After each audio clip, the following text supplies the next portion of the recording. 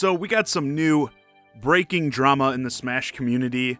Isn't there always some kind of issue going on over there? Luckily, this isn't of the sexual assault variety, so that's already a step in the right direction right there. But this is very interesting to me. In the age of COVID, you're surely aware, it's not exactly easy to host tournaments for games unless, of course, they're online, which means it's almost impossible to have tournaments for games that either have terrible online or perhaps no online play at all. So there was set to be a tournament held in early December by organizers Big House that would include both Smash Bros. Ultimate as well as Smash Bros. Melee.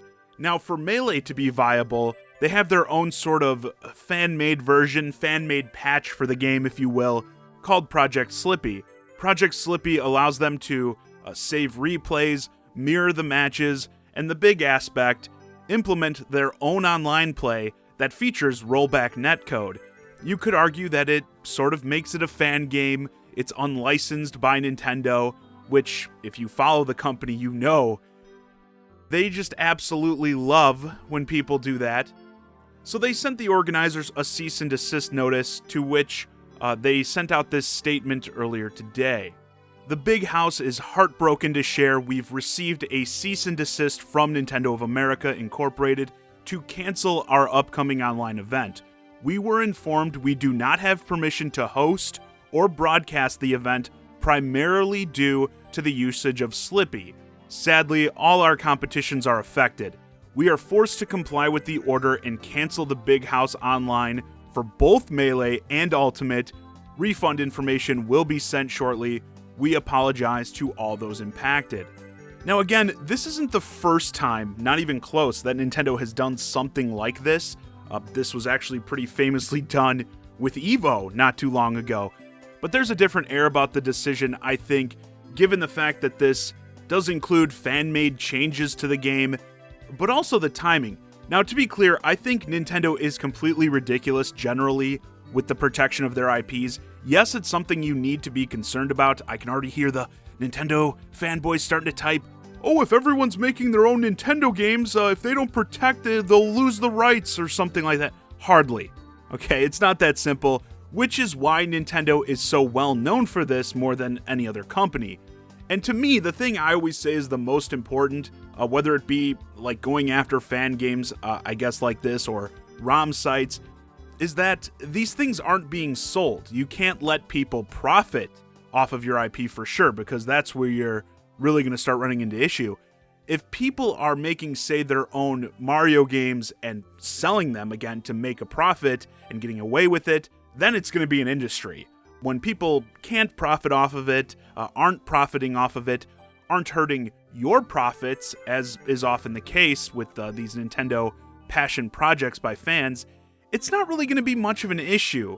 Like if I ran Nintendo, that's what I'd be concerned with. You can't have people profiting off their IP and just ignore it and let it happen. But this goes, again, a bit further than that now.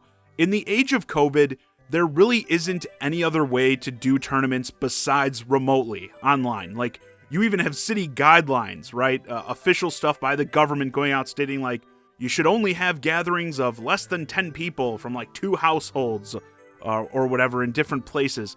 So it's like these players that love these games so much took it upon themselves to make it so people could still have a tournament, have some fun with this older game in these trying times. I mean, Nintendo should hire them, if anything, not try and take them down. I think this is just an awful look for them. There's no real harm in this. Again, defenders, if this tournament was allowed to proceed, their position as the rights holders for these characters and games would not be in jeopardy, okay? And it's also not like they have to actually do anything. I mean, they don't have to come out and say, we support this. In fact, they shouldn't. They literally just have to ignore it. And it would be like they're doing a good deed. But this is Nintendo, and that's just too hard for them to do. And the other thing about all this, that comes down to money, just like with ROMs.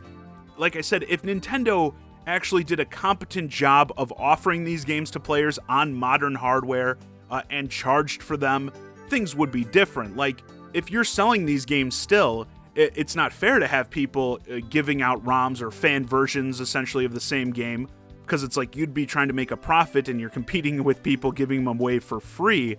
But they pretty much refuse to do that. Like, the fact that GameCube games are still almost all restricted to the GameCube and Wii, I guess, is so stupid.